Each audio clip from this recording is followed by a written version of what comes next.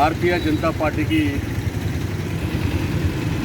మూలం ఏదైతుందో భారతీయ జనసంఘ్ వ్యవస్థాపకులు డాక్టర్ శ్యామాప్రసాద్ ముఖర్జీ గారి యొక్క వర్ధంతి సందర్భంగా ఈరోజు దేశవ్యాప్తంగా కూడా బలిదాన్ దివస్ పేరు మీద మొత్తము వారికి నివాళులు అర్పించే కార్యక్రమం నిర్వహించడం జరుగుతున్నది. ఈరోజు ఇక్కడ సుష్మా స్వరాజ్ గారి చౌరస్తాలో ఇక్కడ శ్యామాప్రసాద్ ముఖర్జీ గారికి నివాళులు అర్పించడం జరిగింది. డాక్టర్ శ్యామాప్రసాద్ ముఖర్జీ గారు వారు ఈ దేశ సమగ్రత కోసం కృషి చేసినటువంటి వ్యక్తి. ఈ దేశంలో కశ్మీర్ అంతర్భాగంగా ఉండాల్సిందే.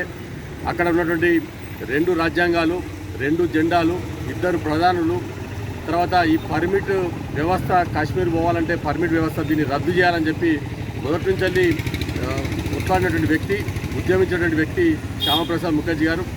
వీరు 1953లో ఇదే రోజున ఏదైతే కశ్మీర్కు పర్మిట్ వ్యవస్థను రద్దు చేయాలని చెప్పి కశ్మీర్లో ప్రవేశిస్తే వారిని జైల్లో బంధించినటువంటి అప్పటి ప్రభుత్వం షేక్ అబ్దుల్లా ప్రభుత్వం ఏదైతుందో అదే జైల్లో బలిదానం అవ్వడం జరిగింది, అదే జైల్లో చనిపోవడం జరిగింది. ఇప్పటికి కూడా వారి యొక్క మరణం ఏదైతుందో అది ఒక మిస్టరీ అయినటువంటి వ్యవస్థ. అటువంటి దేశం కోసం, కశ్మీర్ కోసం బలిదానం భారతీయ జనసంఘ్ యొక్క జాతీయ అధ్యక్షుడిని శ్యామాప్రసాద్ ముఖర్జీ గారిని బలిదానం అయినటువంటి వ్యవస్థ ఈరోజు వారు ఈ దేశ సమగ్రత కోసం బలిదానం కావడం జరిగింది.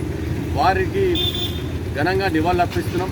అదేవిధంగా వారి ఆశయాలు ఏవైతుందో భారతదేశ సమగ్రత కోసం దాన్ని కొనసాగించడం కోసం వారిని ఆదర్శంగా తీసుకోవాల్సిన బాధ్యత ప్రతి ఒక్కరి ఉందని చెప్పి ఈ సందర్భంగా తెలియజేస్తున్నాం. అసలైన తొలి వెలుగు. ఫాలో వాట్సాప్ @తొలి వెలుగు official.